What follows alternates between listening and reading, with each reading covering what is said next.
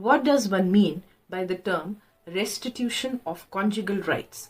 Often, an application for the restitution of conjugal rights is filed under Section 9 of the Hindu Marriage Act in a court of law. What does it mean?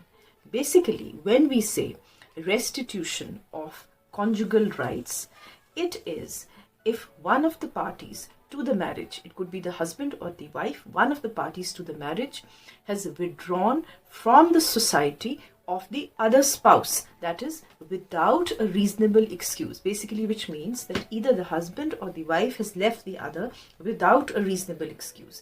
In that case, the so-called aggrieved spouse can file a petition in the district court against the so-called erring spouse in order to ask him, to compel him to again rejoin his company or rejoin the conjugal relationship. Conjugal relationship would be the right to live together as husband and wife.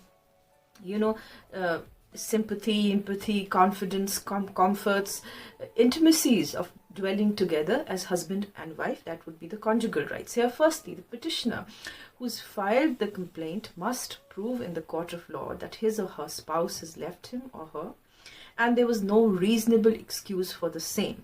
Then the onus shifts to the other spouse to prove that he or she had to leave because there was a reasonable excuse to leave. So here, what is an acceptable ground or a reasonable excuse has to be seen in a court of law. What would be a reasonable excuse? Like everyday differences in temperament, fights, etc. This is not a reasonable excuse. What would be that, first of all, the husband must establish a matrimonial home wherein he keeps the wife in a dignified manner. There should be a matrimonial home in the first place, according to the means and standards in which she is used to. You see, the spouse which files such an application should do so in good faith.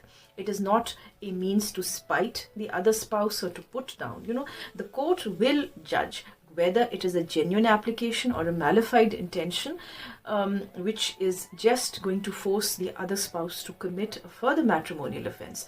So, for example, if the wife, she takes up a job in another city, this is not a reasonable excuse for filing such an application. On the other hand, acts of physical violence, cruelty, keeping a concubine by the husband, the false accusations of unchastity, immorality on the other spouse. This is not necessarily by the husband to the wife, even by the wife to the husband. Consistent and persistent nagging of the wife, of the husband, all this might constitute as a reasonable excuse in a court of law. So it really depends as to what would constitute, something which is persistent and weighty. It is not as if any small thing any small difference you would pick up between yourselves and make it as a reasonable excuse for either party or the other party. So herein, you can file such an application in the court of law to restore the conjugal rights between the both of you.